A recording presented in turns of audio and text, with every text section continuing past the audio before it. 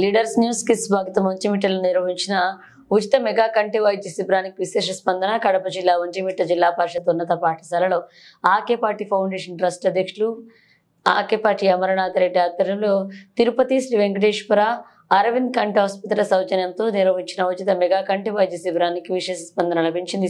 ఉచిత మెగా కంటి వైద్య శిబిరానికి వైఎస్ఆర్సీపీ అన్నమయ్య జిల్లా అధ్యక్షులు రాజంపేట శాసనసభ్యులు ఆకేపాటి అమరనాథ్ రెడ్డి ప్రారంభించి ఈ మెగా ఉచిత కంటి వైద్య శిబిరానికి వివిధ ప్రాంతాల నుంచి వచ్చిన ప్రతి ఒక్కరికి భోజనాన్ని ఏర్పాటు చేసి అందజేశారు. అనంతరం ఒంటిమిట్ట మండల నాయకులు, నియోజకవర్గ కార్యకర్తలు, ఎంపీటీసీలు, జడ్పీటీసీలు, సర్పంచులతో సమావేశమయ్యారు.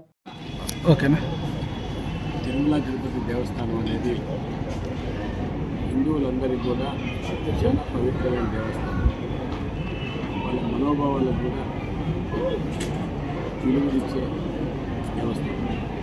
ఇలాంటి దేవస్థానం ఇతర దేవస్థానంపై నాకు ఈ రాష్ట్ర ముఖ్యమంత్రి గారు ఆయన నిజంగా లేని కొన్ని అబద్ధాలు వేయడం, ముఖ్యంగా ఏది జరిగినా కూడా ఇన్ని ప్రజలు మీకు అధికారులు వచ్చారు, నేను ముఖ్యమంత్రి స్థానంలో కూర్చోబెట్టాను, మీ పార్టీకి అధికారులు వచ్చారు, మీరు ఇంకా కూడా అధికారం ఎంత సద్వినియోగం చేసుకొని ప్రజలకు మేలు చేయాలని ఆలోచన చేయాలి బాధ్యత.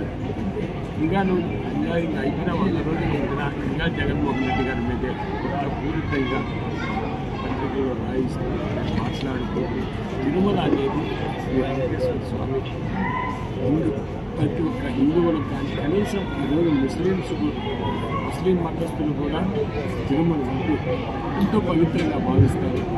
వాళ్ళు కూడా తిరుమల లడ్డు తింటారు, తిరుమల కూడా.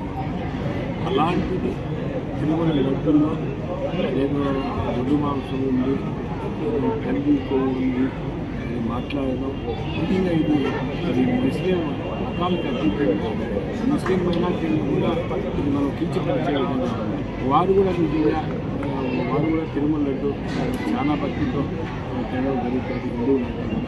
ఇది పూర్తిగా నిజంగా చాలా బాధాకరం. నేను కూడా ఒక వెంకటేశ్వర భక్తు కూడా దాదాపు 20 సంవత్సరాల నుంచి వెంకటేశ్వర నాకు చాలా బాగా ఉంది.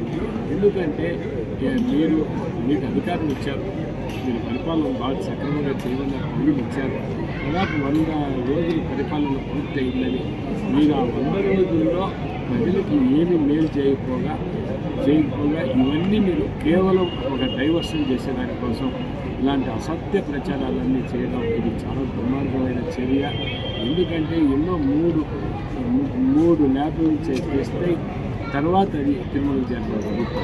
అలాంటిది మీరు ఫేక్గా న్యూస్ సృష్టించి ఏదో ఇది కలిపినారని చేయడం పూర్తిగా ప్రతి ఒక్క స్వామి భక్తులందరినీ కూడా మనోభావం దెబ్బతినేది. ఇది నిజంగా ఇలాంటి హిందూ పరిషత్తులు ఉన్నాయి, ధర్మ పరిషత్తులు ఉన్నాయి, ఆర్ఎస్ఎస్ ఉన్నాయి, ఇవన్నీ కూడా ఆలోచన చేయాలా. ఇలాంటి ఫేక్ న్యూస్లో ఇలాంటి ఫేక్ ప్రచారం చేసే వాళ్ళపై తీవ్రంగా చర్యలు తీసుకోవాలా. ఇది స్వామి వెంకటేశ్వర స్వామి ఓన్లు కూడా ఇక్కడ క్షమించదు. మీరు కూడా ఆయనకు శిక్షకులు కూడా గురవుతారు. దయచేసి ఇలాంటి అసత్య ప్రచారాలు మానుకోవాలని తెలియజేస్తున్నారు.